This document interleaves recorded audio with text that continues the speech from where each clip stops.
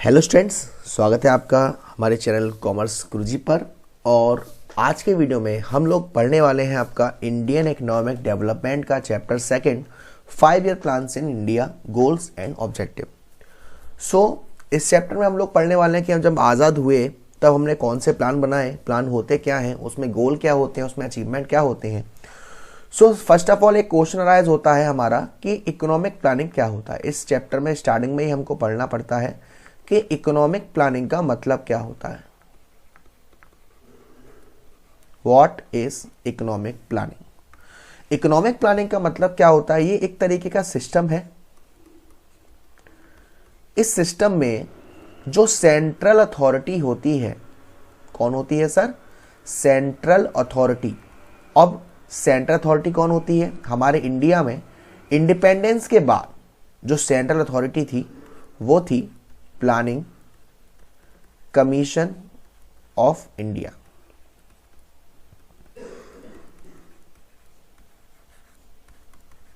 ठीक। Economic planning क्या है सर? इकोनॉमिक प्लानिंग एक सिस्टम है जिसमें हमारी जो सेंट्रल अथॉरिटी होती है, सेंट्रल अथॉरिटी कौन थी? इंडिपेंडेंस के बाद जो सेंट्रल अथॉरिटी थी वो थी प्लानिंग कमीशन ऑफ इंडिया। ये एक टारगेट सेट करती है और इस टारगेट को अचीव करने के लिए क्या क्या प्रोग्राम्स होंगे, हमारे क्या क्या पॉलिसीज होंगी, कितने टाइम तक हम इसको अचीव करेंगे, ये सारा सिस्टम होता है बेसिकली। और अगर क्लियर समझाना चाहूं मैं, इसका जो मेन फोकस होता है, जो प्रिंसिपल फोकस होता है इकोनॉमिक प्लानिंग का, वो होता है जो भी हमारे स्कार्स रिसोर्सेज हैं। स्कार्स का मतलब लिमिटेड रिसोर्सेज। आपको मालूम है कि हमारी जो सुविधाएं होती हैं, रिसोर्सेज होती हैं, वो डिमांड के अनुसार लिमिटेड होती हैं। तो इन रिसोर्सेज को हम ऐसे यूज करें कि ज़्यादा से ज़्यादा सोशल वेलफेयर मैक्सिमाइज हो और इसके साथ साथ क्या हो? जीडीपी की ग्रोथ हो। GDP means gross domestic product. तो एक पूरा इकोनॉमिक प्लानिंग की डेफिनेशन क्या बन गई सर? कि इकोनॉमिक प्लानिंग एक सिस्टम है जिसमें हमारी जो सेंट्रल अथॉरिटी है, यानी कि प्लानिंग कमीशन ऑफ इंडिया, वो कुछ टारगेट सेट करती है और उस टारगेट को सेट करने के लिए हमारे क्या क्या प्रोग्राम्स होंगे, क्या क्या पॉलिसीज होंगी, वो बनाती है। और थोड़ा डेफिनेशन को खोला जाए तो इसमें जो मेन फोकस होता है वो ये होता है कि जो हमारे स्कार्स रिसोर्सेज हैं कंट्री के, वो उस यूज में लगाए जाए जिसमें ज्यादा से ज्यादा सोशल वेलफेयर हो और हमारी जीडीपी ग्रोथ हो। तो जितने भी कंट्री के रिसोर्सेज हैं उन्हें हमारी जितनी भी एक्टिविटी हैं, जो भी हमारी नेशनल प्रायोरिटीज हैं, उनके हिसाब से चलाई जाए। तो ये पूरा जो आइडिया था ये रियलिटी में आ गया था कब? जब हमारे इंडिया में प्लानिंग कमीशन बन चुका था, सेटअप हो चुका था। हमारा जो प्लानिंग कमीशन सेटअप हुआ था वो हुआ था 1950 में। और जो हमारे उस वक्त यानी किसके अंडर हुआ था? चेयरमैन के अंडर हुआ था। चेयरमैनशिप जो थी उस समय वो किसके पास थी? हमारे प्रोफेसर पीसी महालानोबिस,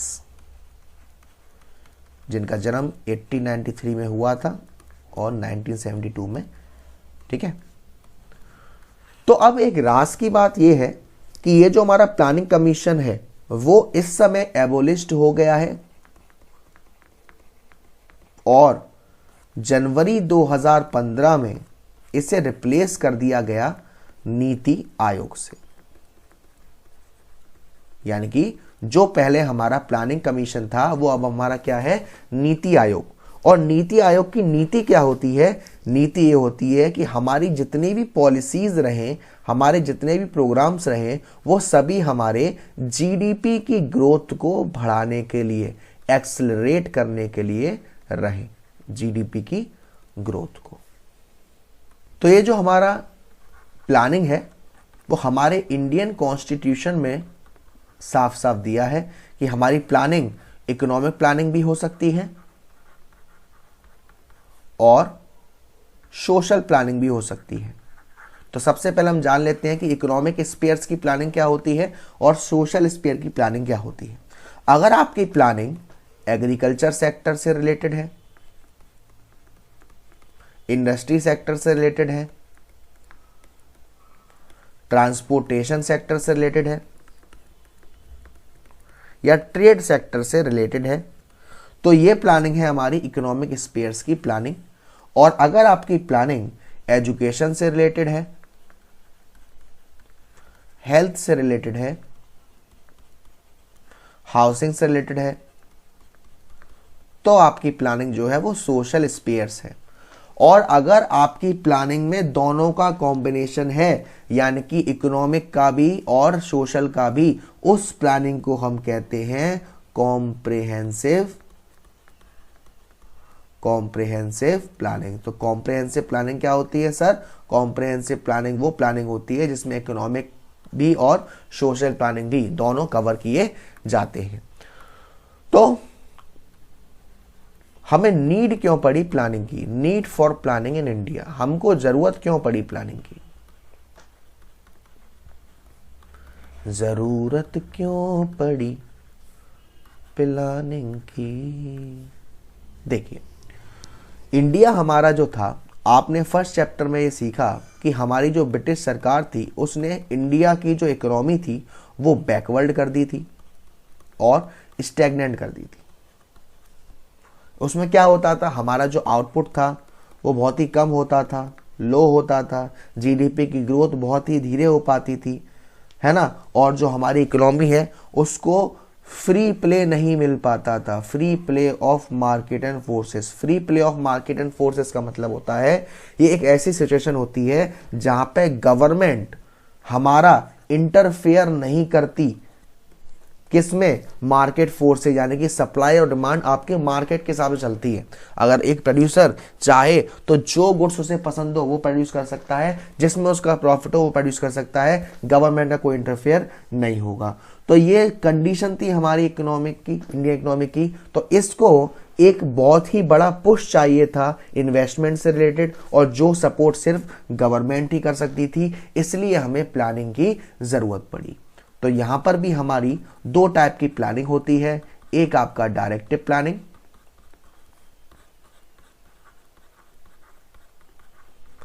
और सेकंड होता है हमारा comprehensive planning. Sir comprehensive planning तो अभी आपने बताया था, दोबारा बताऊंगा, बताता रहूंगा जब तक है जान, बताता रहूंगा आपको, और आपको सुनना पड़ेगा, देखना पड़ेगा वीडियो पूरा। तो अब जो डायरेक्टिव प्लानिंग होती है, डायरेक्टिव प्लानिंग में क्या होता है, जो भी प्लानिंग होगी वो होगी जितनी हमारी मार्केट में डिमांड आ रही है उसी के हिसाब से सप्लाई कराई जाए। यानी कि डायरेक्टिव प्लानिंग में गवर्नमेंट इंटरफेयर नहीं करती, प्लानिंग में गवर्नमेंट पार्टिसिपेट नहीं करती, वो मार्केट में जितने भी प्रोड्यूसर्स हैं उन्हें फ्री छोड़ देती है कि आपको क्या करना है क्या नहीं करना है। और अगर demand is equal to supply रहेगा तो हमारी नेशनल इनकम भी बढ़ेगी, इंडिविजुअल को ज़्यादा से ज़्यादा गेन भी होगा। एक तरीके से ये हमारी कैपिटलिस्ट इकोनॉमी होती है। कैपिटलिस्ट इकोनॉमी क्या होती है सर?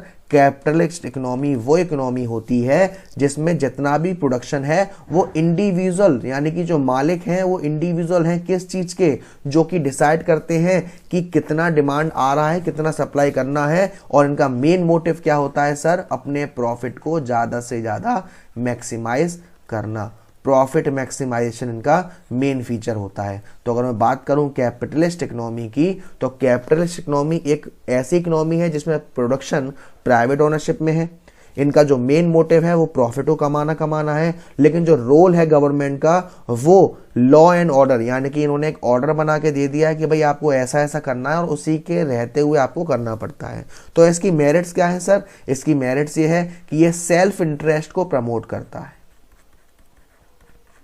भाई ज्यादा से ज्यादा प्रॉफिट होगा तो ज्यादा से ज्यादा जीडीपी बढ़ेगी। डिमेरिट्स क्या है? डिमेरिट्स का मतलब यह है कि ये सोशल वेलफेयर को इग्नोर करता है, सोशल वेलफेयर को इग्नोर करता है। अब सोशल वेलफेयर को इग्नोर करता है तो जितना भी प्रोडक्शन होगा वो सारा का सारा रिच पर्सन को सेटिस्फाई करने में करा जाएगा, क्योंकि तभी तो हमारा प्रॉफिट मैक्सिमाइज होगा। तो इससे जो पुअर लोगों हैं उन्हें काफी ज्यादा डेप्रीविएशन सफर करनी पड़ती है, जो कि सोशल जस्टिस को नुकसान पहुंचाती है। सोशल जस्टिस यानी कि समाज कल्याण, सोशल वेलफेयर। तो ये हमारी होती थी डायरेक्टिव प्लानिंग। दूसरी होती है हमारी comprehensive planning.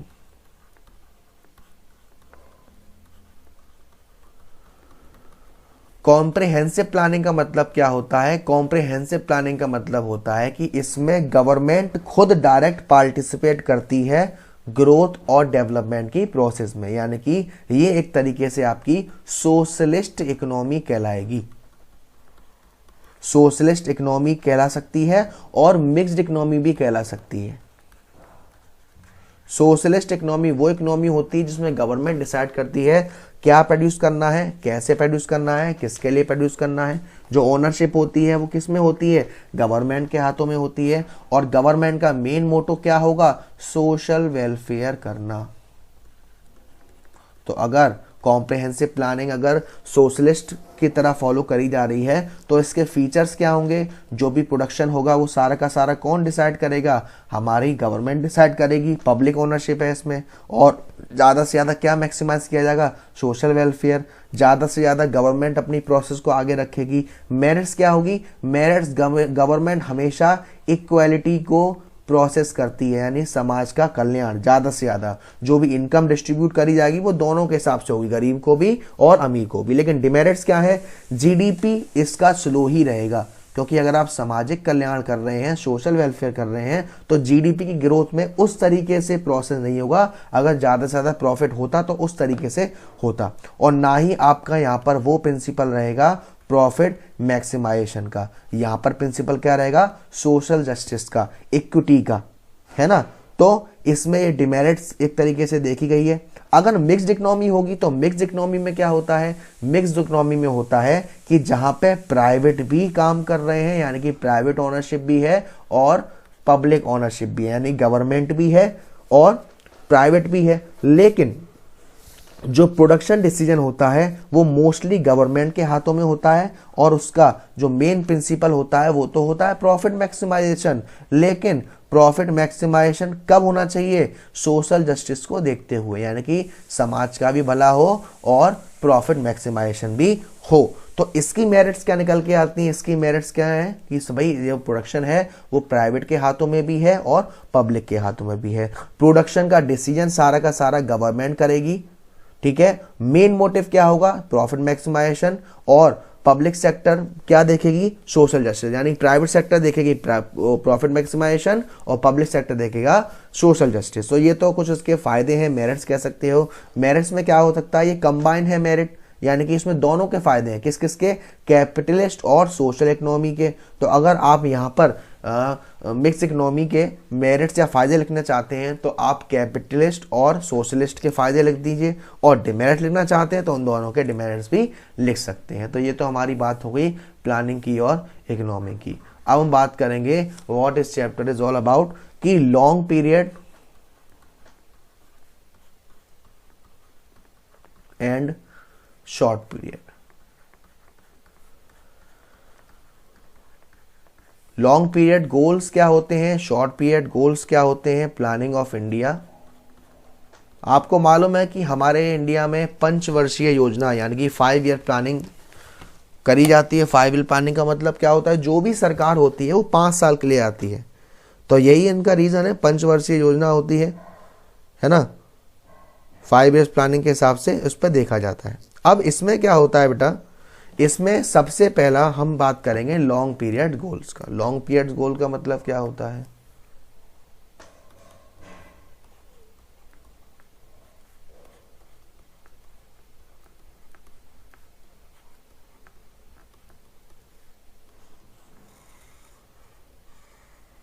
Long period goals.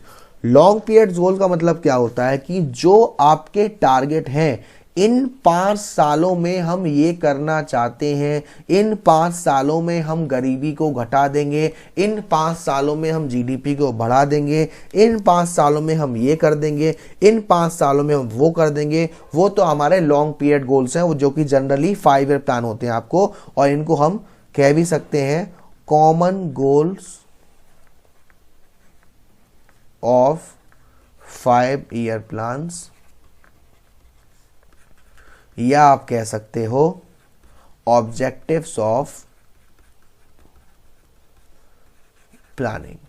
मैं आपको एक बात बता दूं बेटा, ये इस चैप्टर के इंपॉर्टेंट क्वेश्चंस एंड नोट्स, हो सकता है मैं वीडियो के तुरंत बात कर दूं या 1-2 दिन का टाइम लग जाए। तो अगर आपको डिस्क्रिप्शन में इंपॉर्टेंट क्वेश्चंस या नोट नहीं मिले तो 1-2 दिन का वेट कर लीजिएगा, उसके बाद वहां पे मैं लगवा दूंगा लिंक, है ना। तो ये तो है लॉन्ग पीरियड। शॉर्ट पीरियड क्या होता है सर? शॉर्ट पीरियड वो ऑब्जेक्टिव होते हैं,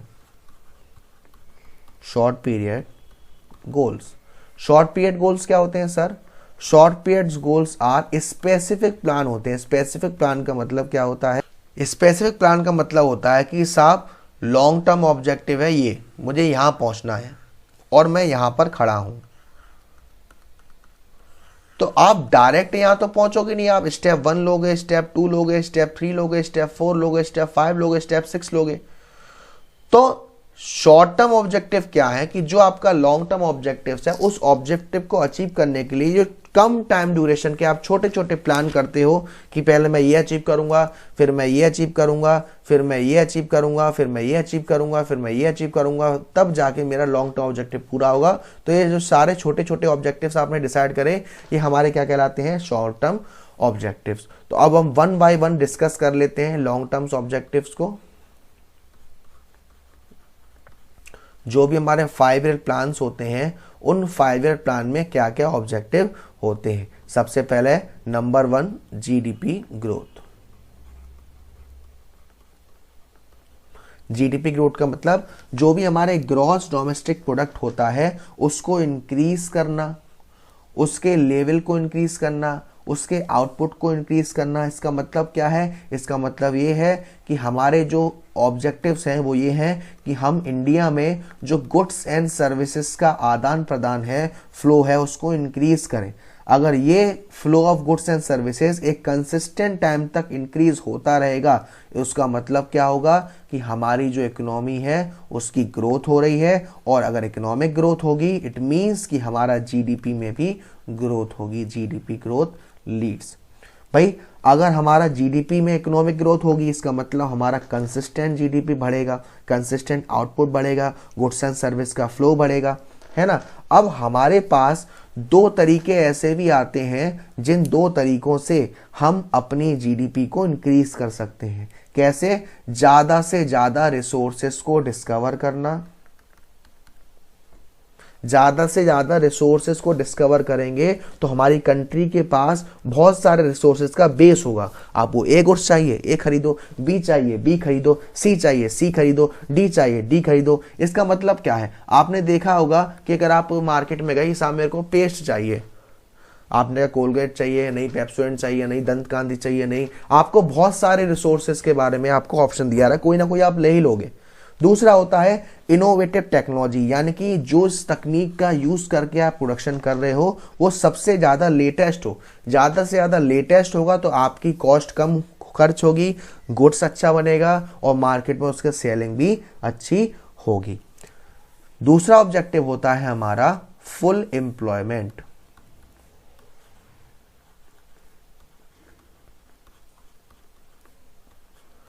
फुल एम्प्लॉयमेंट का मतलब होता है ये एक ऐसी सिचुएशन है जहां पर जितने भी लोग काम करने लायक हैं या काम कर सकते हैं, जिस रेट पे काम करने के लिए इच्छा रखते हैं, उस रेट पर उनको वर्क प्रोवाइड करना। यानी कि इन अदर वर्ड्स देखा जाए, जो वर्क करने के एबल हैं और वर्क करना चाहते हैं उनको वर्क दिया जाए। ये एक तरीके का सोशल ऑब्जेक्टिव होता है। ज्यादा से ज्यादा लोग अगर काम करेंगे तो ज्यादा से ज्यादा ग्रोथ होगी, बेनिफिट होगा, पैसा खर्च करेंगे, सभी लोग कहीं ना कुछ खरीद सकते हैं, तो जिसको हम कह सकते हैं ग्रोथ भी होगी और सोशल जस्टिस के साथ। बट आपको मैं एक बात बता दूं जो कि राज की बात है, रात की बात है बेटा, रात की बात नहीं है, ठीक है ना। तो फुल एम्प्लॉयमेंट का मतलब ये नहीं होता कि ये ऐसी सिचुएशन है जहां पे हमारा अनएम्प्लॉयमेंट 0 हो जाएगा। जैसा कि मैंने पहले भी बहुत बार बताया है कि full employment does not mean to 0 unemployment, यानी कि हमेशा कुछ ना कुछ नेचुरल रेट ऑफ अनएम्प्लॉयमेंट रहता ही रहता है, जिसे हम कहते हैं मिनिमम रेट ऑफ अनएम्प्लॉयमेंट। जो हो सकता है स्ट्रक्चरल चेंजेस की वजह से। स्ट्रक्चर चेंज का मतलब क्या है, मान लो कोई एक वर्कर है जो कि जॉब कर रहा है, अब नई तकनीक आ गई इस्तेमाल करने के लिए, इस नई तकनीक को यूज करना इसे नहीं आता, तो ये यूज करने के लिए कहीं जाएगा, सीख के आएगा, इतने टाइम के लिए ये अनएम्प्लॉयड रहेगा, इसको हम कहते हैं स्ट्रक्चरल चेंजेस। यानी कि हमेशा कुछ ना कुछ नेचुरल रेट ऑफ अनएम्प्लॉयमेंट रहता ही रहता है, जिसको हम फुल एम्प्लॉयमेंट में काउंट करते हैं। थर्ड जो हमारा ऑब्जेक्टिव है लॉन्ग टर्म का, वो रहता है इक्विटेबल डिस्ट्रीब्यूशन और इक्विटी। अब इसका मतलब क्या है भाई, हमारी जो इकोनॉमिक ग्रोथ है, इकोनॉमिक ग्रोथ उसका जब तक मीनिंग है ही नहीं जब तक कि वो सभी लोगों को, यानी कि जो बेनिफिट हो वो सोसाइटी के सभी लोगों को हो। मतलब क्या है इसका, तो इक्विटेबल डिस्ट्रीब्यूशन का मतलब ये होता है कि भाई आपके इंडिया में जितने भी लोग हैं, जब भी कभी हमारे इंडिया में किसी भी चीज़ का डिस्ट्रीब्यूशन हो, सैलरी बढ़ाई जाए, पैसा बांटा जाए, इनकम बढ़ाया जाए, हर इंसान का, चाहे वो गरीब हो, चाहे वो अमीर हो, चाहे वो मिडिल क्लास हो, सबको इसका फ़ायदा मिलना चाहिए। सिर्फ एक पोर्शन में फ़ायदा नहीं होना चाहिए या सिर्फ एक सेक्टर में फ़ायदा नहीं होना चाहिए। अगर सबको फ़ायदा होता है उसे हम कहते हैं इक्विटेबल डिस्ट्रीब्यूशन, यानी कि growth with social justice. Next objective होता है आपका मॉडर्नाइजेशन।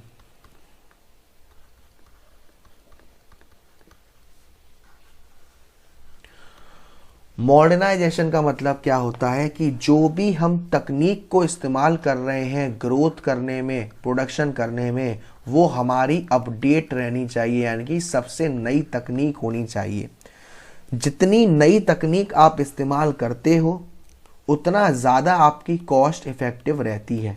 आप किसी भी काम को कम से कम कीमत में कर सकते हो। जैसे कि आपने देखा हमारे इंडियन एग्रीकल्चर में ग्रीन रेवोल्यूशन आया था, वो हमारी तकनीक की वजह से ही आया था, है ना। अगर हमारी तकनीक अच्छी है, हम कंपनी में, हम इंडिया में मॉडर्नाइजेशन कर पा रहे हैं, जो ऑल ओवर वर्ल्ड में लेटेस्ट तकनीक है वो तकनीक हमारे पास भी है, तो हम ज़्यादा से ज़्यादा प्रोडक्शन कर सकते हैं कम से कम कॉस्ट में, और जिसका कहीं ना कहीं हमारे जीडीपी पर भी इम्पैक्ट पड़ेगा।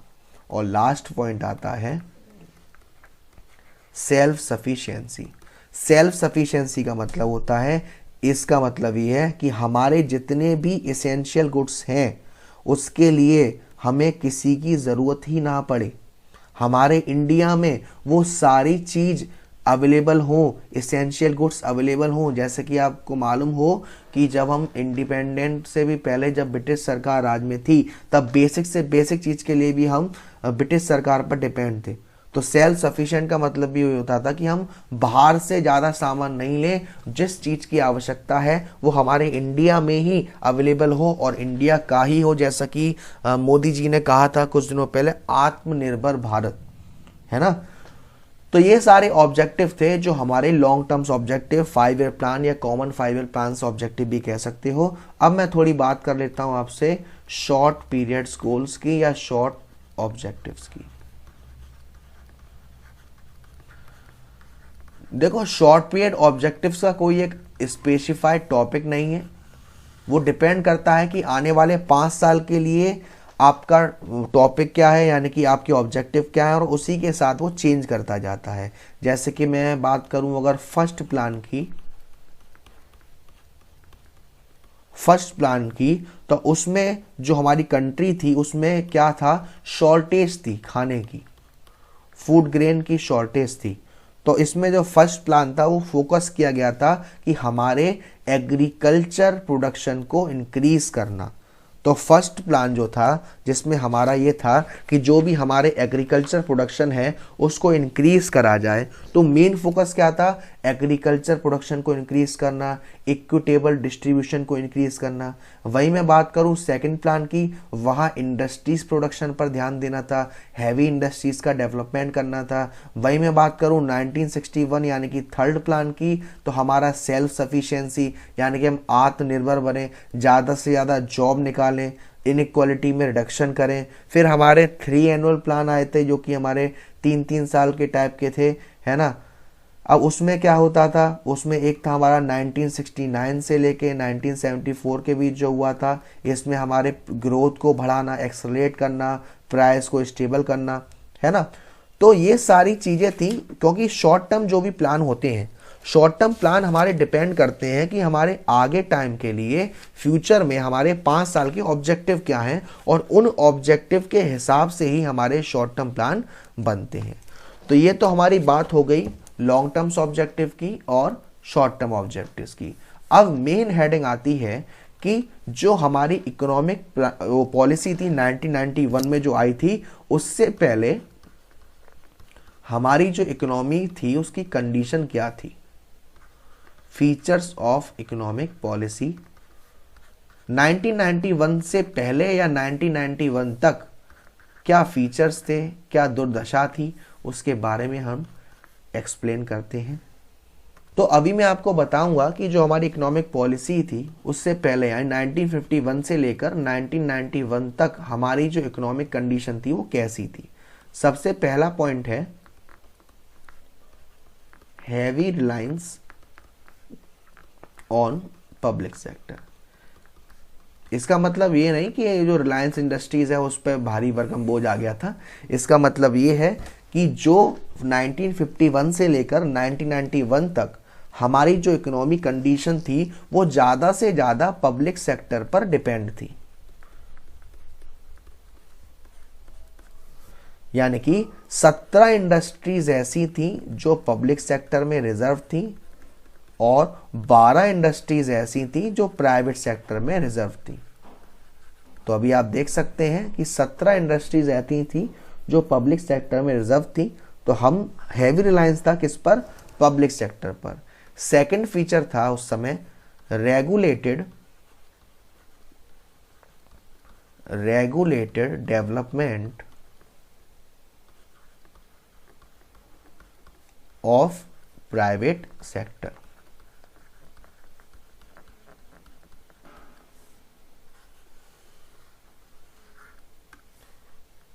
अब इसमें क्या होता था, हमारा जो इंडस्ट्रियल यानी कि डेवलपमेंट और रेगुलेशन एक्ट 1948, उसमें क्या था, उनका ये कहना था कि जितने भी हमारे प्राइवेट सेक्टर हैं वो बिना लाइसेंस लिए और बिना रजिस्ट्रेशन कराए काम नहीं कर सकते।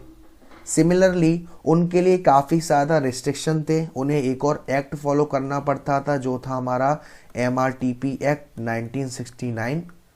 इसमें क्या था सर, इसकी फुल फॉर्म थी monopolies and restrictive trade practice. इसमें काफ़ी सारे रिस्ट्रिक्शन लगाए जाते थे कि अगर आप अपनी इंडस्ट्रीज़ को, प्राइवेट इंडस्ट्रीज़ को एक्सपेंड कर रहे हो, बढ़ा रहे हो, तो आपको ये सारे वर्क करने पड़ेंगे। तो जो भी हमारा प्राइवेट सेक्टर था उसको इंश्योर करना पड़ता था कि आपका कोई भी काम बिना रेगुलेशन के ना हो। तो ये था सेकंड हालत। थर्ड था protection of small scale industry and regulation of large scale industry. इसका मतलब क्या है, इसका मतलब है कि जितने भी हमारे लार्ज स्केल इंडस्ट्रीज थी उनको काफ़ी सारे एक्ट में डील करना पड़ता था, उनके साथ काम करना पड़ता था। जैसे MRTP एक्ट की मैं बात करूं, और वहीं मैं बात करूं हमारे स्मॉल स्केल इंडस्ट्री की, तो स्मॉल स्केल इंडस्ट्रीज़ को काफ़ी ज़्यादा प्रोटेक्शन ऑफर्ड किए जाते थे कंपटीशन से। कुछ एरियाज़ थे जहां पर वो लोग क्या करते, उनको वही एरिया अलॉट कर दिया जाता था। यानी कुछ एरिया थे जो रिजर्व थे स्मॉल स्केल इंडस्ट्रीज के लिए, लेबर इंटेंसिव इंडस्ट्रीज के लिए, जैसे रेडीमेड गारमेंट्स हैं, केमिकल्स हैं, लेदर प्रोडक्ट हैं, और इनको फाइनेंशियल सुविधा भी दी जाती थी। स्मॉल स्केल इंडस्ट्रीज को फाइनेंशियल इंस्टीट्यूशन बनाए गए ताकि इनको पैसे की सुविधा दी जाए। कुछ बोर्ड्स बनाए गए, हैंडलूम बोर्ड, सिल्क बोर्ड, जो कि इनके प्रोडक्ट को प्रमोट करते थे ग्लोबल मार्केट पर। फोर्थ पॉइंट था development of heavy industry of strategic significant. यानी कि इसमें क्या होता था, जितनी भी हमारी इंडस्ट्रीज हैं, चाहे वो इलेक्ट्रिसिटी जनरेशन हो, चाहे वो इंजीनियरिंग गुड्स की हो, या आयरन स्टील इंडस्ट्रीज हो, वो आइडेंटिफाई करी जाती थी हमारे नीड के हिसाब से। यानी कि हमें किस वक्त किस इंडस्ट्रीज की ज़्यादा नीड है, उसी को डेवलप किया जाता था, उसी में काम किया जाता था। नेक्स्ट पॉइंट था focus on saving and investment. ये सारे मैं वो पॉइंट बता रहा हूं जो 1951 से लेकर 1991 तक की जो हालत थी इकोनॉमिक कंडीशन की, उनको सेविंग पर और इन्वेस्टमेंट पर काफ़ी ज़्यादा ध्यान दिया जाता था, क्योंकि इसे इकोनॉमिक ग्रोथ का इम्पैक्ट माना जाता था। अगर इंटरेस्ट रेट हाइक दी जाएगी, ब्याज ज़्यादा दी जाएगी, तो लोग ज़्यादा से ज़्यादा सेविंग करेंगे, और अगर सरकार सब्सिडी देगी, कुछ फ़ायदा देगी, कुछ छूट देगी, तो लोग ज़्यादा से ज़्यादा इन्वेस्टमेंट भी करेंगे। तो ऐसा किया जाता था ताकि ये लोग सेविंग और इन्वेस्टमेंट ज़्यादा करें। सिक्स्थ पॉइंट था प्रोटेक्शन फ्रॉम फॉरेन कंपटीशन। इसमें क्या होता था, जितनी भी हमारी डोमेस्टिक इंडस्ट्रीज हैं, हमारे इंडिया की इंडस्ट्रीज हैं, उनको प्रोटेक्शन दिया जाता था फॉरेन कंपटीशन से। यानी कि हाई इंपोर्ट ड्यूटी, यानी कि अगर बाहर से कोई सामान आएगा तो उन पर इंपोर्ट ड्यूटी ज़्यादा से ज़्यादा लगाई जाती थी, ताकि बाहर से यानी कि फॉरेन से कोई सामान नहीं आ पाए। नेक्स्ट था जो सेवेंथ, वो था focus on import substitution.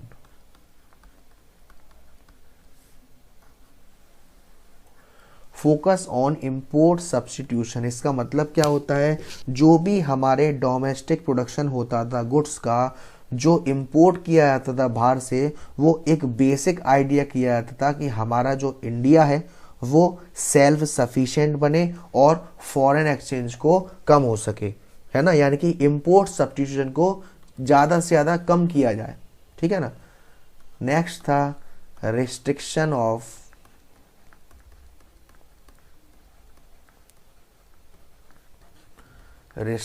On foreign capital. Restriction on foreign capital का मतलब होता है कि हमारे इन्वेस्टमेंट होते हैं जिन्हें हम कहते हैं फॉरेन डायरेक्ट इन्वेस्टमेंट, जो कि कंट्रोल करे जाते हैं, रेगुलेट किए जाते हैं फेरा के तहत। लोन फ्रॉम अब्रॉड, उसमें क्या होता था, हायर प्रायोरिटी करी जाती थी एफडीआई से ज़्यादा, तो इसको मिनिमाइज करने के लिए किया गया, इसको कम करने के लिए किया गया, ताकि जो हमारा डोमेस्टिक मार्केट है वो कम से कम हो जाए। और लास्ट था सेंट्रलाइज प्लानिंग। सेंट्रलाइज प्लानिंग से आप समझ सकते हैं कि हमारी गवर्नमेंट डिसाइड करती थी कि हमें क्या प्लान फॉलो करने हैं, क्या प्लान फॉलो नहीं करने, और जब गवर्नमेंट डिसाइड करेगी तो हमारे ज़्यादा से ज़्यादा उन्हीं प्लान पर फोकस किया जाएगा जिसमें ग्रोथ विद सोशल जस्टिस हो। तो हमारी प्लानिंग से कुछ अचीवमेंट भी हुए और कुछ नुकसान भी हुए, यानी कुछ सक्सेस भी मिली और कुछ फेलियर्स भी मिले। तो पहले में हम बात कर लेते हैं सक्सेस ऑफ प्लानिंग या फिर अचीवमेंट ऑफ प्लानिंग की। क्या क्या अचीवमेंट हुआ, क्या क्या हमें सक्सेस मिली।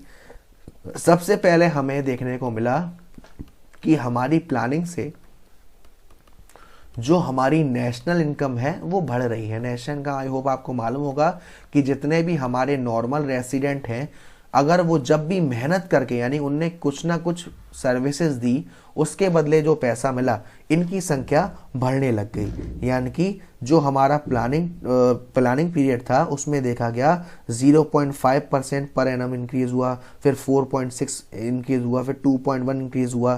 तो वो एक डाटा दे रखा था जो कि देखा जा रहा था कि हमारा जो मतलब कि मैं बात करूं फर्स्ट प्लान से लेकर फोर्थ प्लान तक पहले घटते हुए क्रम में गया, फिर बढ़ा, फिर घटा, है ना।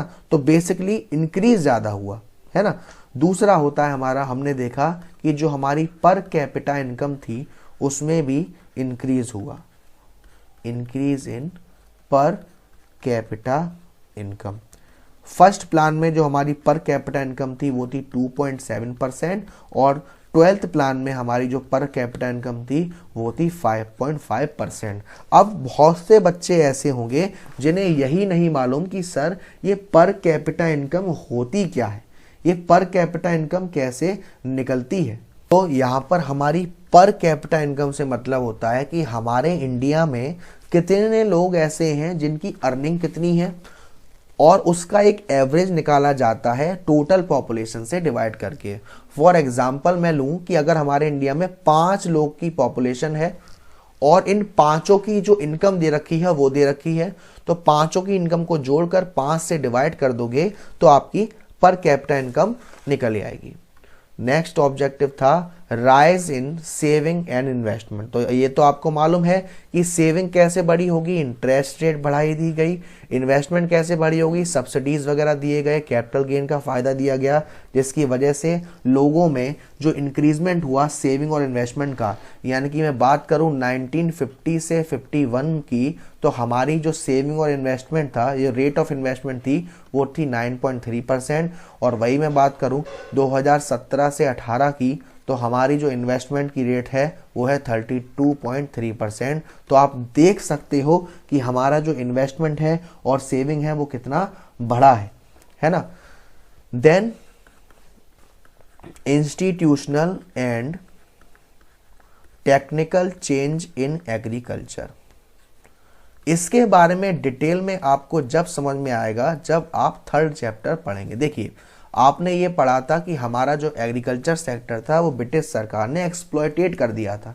तो हमारे एक रिफॉर्म आए थे जिसको हम कहते हैं एग्रेरियन रिफॉर्म्स, और एग्रेरियन रिफॉर्म्स में हम लोगों ने अपने एग्रीकल्चर सेक्टर को 3 तरीके से सही किया गया। टेक्निकल रिफॉर्म्स, इंस्टीट्यूशनल रिफॉर्म, यानी कि आपको मालूम था कि एक जमींदारी सिस्टम चलता था उसको हटाया गया। जो फ्रेगमेंटेड लैंड होल्डिंग थी, यानी कि एक टुकड़ा यहाँ खेत का, फिर एक टुकड़ा वहाँ खेत का, फिर एक टुकड़ा वहाँ खेत का, तो उन सबको मर्ज किया गया। एक जो रेंट है उसका एक कॉन्ट्रैक्ट लाया गया। HY सीड्स से प्रोडक्शन करते थे, high yielding variety seeds, scientific technology को यूज करते थे ताकि अच्छा प्रोडक्शन हो। उसके बाद 5th पॉइंट था growth and diversification of industry, growth and diversification of industry, यानी कि जितने भी हमारे बेसिक चीजें हैं या जितने भी हमारे कैपिटल गुड्स की इंडस्ट्रीज हैं उनमें ग्रोथ हुआ, उनके इंडस्ट्रियल प्रोडक्शन में ग्रोथ हुआ, उनमें 7% पर एनम से ग्रोथ देखा गया। यानी कि जो मैं बात करूं इंडस्ट्रियल प्रोडक्शन की जो ग्रोथ रेट थी 11th प्लान में वो थी 7.2% और वो इंक्रीज हो गई थी 6.9% से। जो कंज्यूमर गुड्स थे वो सेल्फ सफिशिएंट हो रहे थे, यानी कि जितने भी हमको वो गुड्स जो हमारी वांट को सेटिस्फाई कर सकते थे वो इंडिया में ही मिलते थे। और जो हमारी इंडियन इकोनॉमी थी वो इस समय दुनिया की 10th लार्जेस्ट इंडस्ट्रियल इकोनॉमी कहलाती है। उसके बाद था आपका इकोनॉमिक इंफ्रास्ट्रक्चर। इंफ्रास्ट्रक्चर का मतलब क्या होता है, हमारे पास बात करने की फैसिलिटी, एक जगह से दूसरी जगह जाने की फैसिलिटी, इरिगेशन की फैसिलिटी, पावर जनरेशन की फैसिलिटी, बैंकिंग की फैसिलिटी, इंश्योरेंस की फैसिलिटी, ये सारी फैसिलिटी हमारी इकोनॉमिक इंफ्रास्ट्रक्चर यानी इंफ्रास्ट्रक्चर में ही आती है। तो इसमें भी काफ़ी सुधार हुआ। हमारा जो इंडियन रेलवे था वो इस समय वर्ल्ड का लार्जेस्ट रेलवे नेटवर्क है, बहुत सारी रूटें अवेलेबल है एक जगह से दूसरे जाने में। पावर जनरेशन कैपेसिटी हमारी बड़ी है, जो 1950 में 2300 मेगावाट थी हमारी पावर जनरेशन, वो 31 मार्च 2019 में 3,56,818 मेगावाट देखी गई। और जो हमारा आईटी सेक्टर है उसमें भी काफ़ी रिवॉल्यूशनरी ग्रोथ हुई। ये तो हमारी बात हुई सोशल इंफ्रास्ट्रक्चर की, यानी कि transport facility, communication facility, irrigation facility, banking insurance facility. एक दूसरा इंफ्रास्ट्रक्चर होता है जिसे हम कहते हैं सोशल इंफ्रास्ट्रक्चर, यानी कि हेल्थ फैसिलिटी, एजुकेशन फैसिलिटी, खाने पीने की फैसिलिटी, ये पूरा आता है हमारा सोशल इंफ्रास्ट्रक्चर। और इसमें जो मेन दो आते हैं वो आते हैं हमारे हेल्थ और एजुकेशन फैसिलिटी। तो हेल्थ और एजुकेशन फैसिलिटी का मतलब आपने जो पहले चैप्टर में पढ़ा था, death rate, birth rate, life expectancy, इनमें ग्रोथ कम होने लगी, डेथ कम होने लगी लोगों की, है ना। लाइफ एक्सपेक्टेंसी यानी कि एक इंसान एक एवरेज कितनी साल तक जी सकता है, तो वो उस समय 32 ईयर्स थी। और इस समय लाइफ एक्सपेक्टेंसी रेट जो 2018 की थी वो थी 69.4 ईयर, यानी कि एक इंसान एक एवरेज 69.4% यानी 69.4 ईयर यानी करीब करीब 70 साल तक जी सकता है। ज़्यादा से ज़्यादा स्कूल खोले गए, है ना। उसके बाद बात करी जाए एम्प्लॉयमेंट की। एम्प्लॉयमेंट का मतलब होता है कि हमारे जितने भी एम्प्लॉयमेंट अपॉर्चुनिटीज़ हैं, आगे वाले चैप्टर में जब हम पॉवर्टी वाला चैप्टर पढ़ेंगे तो वहाँ पे गवर्नमेंट ने अपनी काफ़ी सारी स्कीम लॉन्च करी जिनमें वो रोजगार देते थे, एम्प्लॉयमेंट देते थे। तो गवर्नमेंट ने 50 मिलियन से भी ज़्यादा एम्प्लॉयमेंट अपॉर्चुनिटी क्रिएट करी 12th 5 ईयर प्लान में। उसके बाद लास्ट था आपका इंटरनेशनल ट्रेड। इंटरनेशनल ट्रेड में भी हमारा जो वॉल्यूम था वो बढ़ गया था, जो करीब 1948 में जो हमारा इंटरनेशनल ट्रेड था वो था 792 करोड़, और जो कि 18 और 19 की बात करूं मैं तो आप समझ सकते हैं ये रेशियो था करोड़ में। तो ये सारी सक्सेस मिली हमें किसमें, प्लानिंग में। अब सक्सेस मिली तो उसके साथ साथ हमें पॉवर्टी भी मिली, फेलियर्स भी मिले कुछ, यानी कि हमारे जो प्लानिंग थी उनमें क्या क्या फेलियर्स निकल के आए। और फेलियर्स का मतलब ये नहीं है कि हम पूरी तरीके से फेल हो गए, यानी थोड़ा बहुत फेल हुए तो उसको हम कहते हैं failures of planning in India. कौन कौन से फेलियर्स रहे? सबसे पहला फेलियर्स था हमारा abject poverty.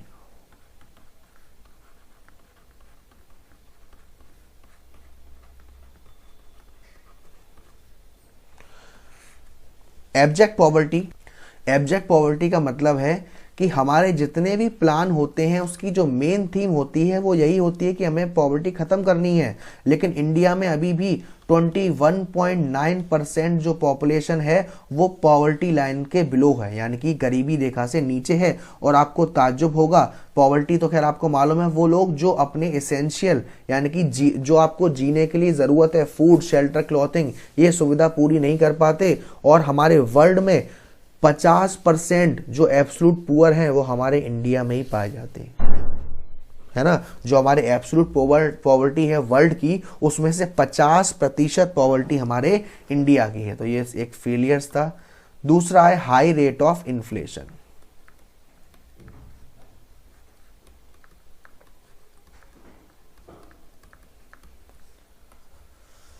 High rate of inflation का मतलब होता है जहां पर हर चीज महंगी हो जाती है। जैसे जैसे आपकी प्लान बनते गए, जो रियल इनकम थी वो इरोड होती गई, डिवाइड होती गई इकोनॉमी, और उस पर देखा गया कि हमारे जो मार्केट में जो चीज़ें अवेलेबल थी उनमें एक्सपेंशन हुआ, प्राइस लेवल बढ़ गया। अब प्राइस लेवल बढ़ गया तो इससे क्या होता है, जो लोग पहले उस चीज़ को खरीद पा रहे थे अब उसकी प्राइस बढ़ने के कारण वो नहीं खरीद पाएंगे, है ना। तो ये एक इन्फ्लेशन इफेक्ट होता है। दूसरा था अनएम्प्लॉयमेंट क्राइसिस।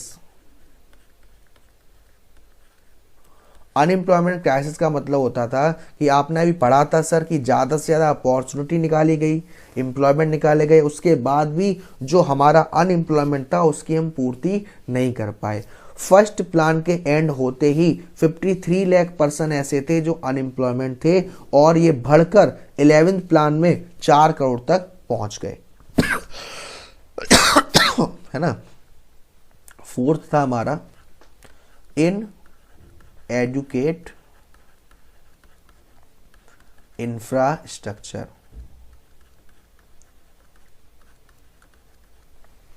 इनएडुकेट इंफ्रास्ट्रक्चर का मतलब है कि जो हमारा डेवलपमेंट है, अभी भी बहुत से एरिया ऐसे हैं जहां पर पावर की सुविधा नहीं है, रोड की सुविधा नहीं है, डैम की सुविधा नहीं है, ब्रिजेस की सुविधा नहीं है, स्कूल की सुविधा नहीं है, कॉलेज की सुविधा नहीं है, प्लानिंग की सुविधा नहीं है ना। 67 ईयर्स के बाद भी अभी भी कुछ एरिया ऐसे हैं जहां पर ये टारगेट हमारे अचीव नहीं हो पाए हैं। उसके बाद आता है आपका स्क्यूड डिस्ट्रीब्यूशन।